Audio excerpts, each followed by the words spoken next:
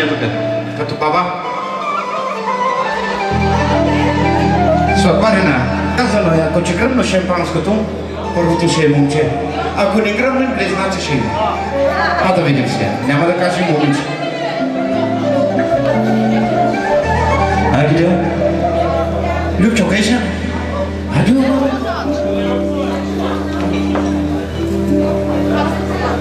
Продължиш. А да видим, ама не е към оркестъра, а? Айде, мен ма намока вече 100%. Обърни се от другата страна, инструменти, назад, от другата страна. Нека музикантите. Той шампанско взе нещо, май признаци ще има. Абе, аз казвам, че моя приятел тук е отворен, знаете. Ямаш! Я дядя нямаш, я руски солдат. Ага, си ме разбираш.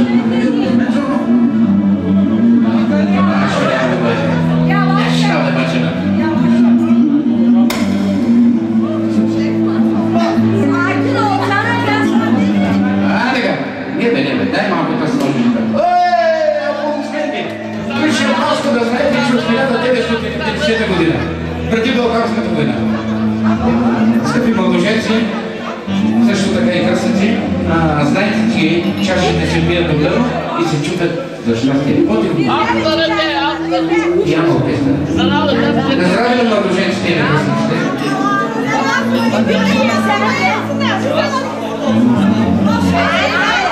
Точно така си прави. И така. Дай се ръката горе, дай ръката горе.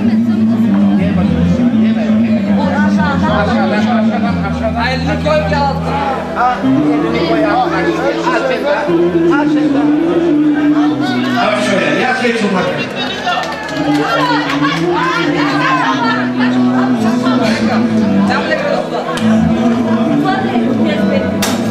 Колкото харчилица, толкова момченца, колкото оркестъра. Ама нищо и много не дейте, че кризим в България. Не се знае още коя партия ще спечели. ДПС! ДПС ли? Те да съм аз при мен Атака ще спечелят, ама не знам БСП ли, ДПС ли, какво нещо. Не знам за какво става въпрос. Абе, кръстник Капитан, благодаря на оркестъра, благодаря. Да те питам, той вино сладко ли е горчил ли? По-силно е, хляб яди ли бе? Сладко ли е горчил ли? Какво следва за младоженците? Горчиво за младоженците! Абе, какво? Благодаря на оркестъра. Те пък само той чакаха горчиво да кажем хана. Аде не е само от тази страна, нека му видите от другата страна. Аде още един път горчиво за младоженците. Аде не, кръстниките пък не са ослушни. Ай горчиво и за кръстниците сега. Ама да ви кажа едно нещо, кръстника пък направо ли ти като совалка напред. Нека да изжим. Айде по един музикантски обичай сега. Ще ви задам един въпрос. Не въпрос, направо ще ви го кажа. Ще боле до 3. Кой на когото крака настъпи, той ще командва в къщата. Ама да не вземете па си щупите краката, тук че ортопед няма да написа. Айде въпрос. Я ваш шат да не си чук, чакайте стири до 3 казах. 1, 2, те наистина си щупят краката. Абе те не са казали. Взете ли? Сериозно? Ама сега да ти кажа едно нещо, младожени. Аз вече 30 години съм женен. И колкото да настъпваш крака, и каквото и да правиш, винаги жената командва да знаеш. И 1000 пъти, вече вярно ли е, че жената командва? Вече умъкни парите, а жената разполага. Аз знам да. Аз той си го знам от опит вече. Парите ще ви знаме и преди да пристъпите към своята красна маса, нека да направим един хубав танц, специално към младоженците и за кръстниците. Айде, колеги!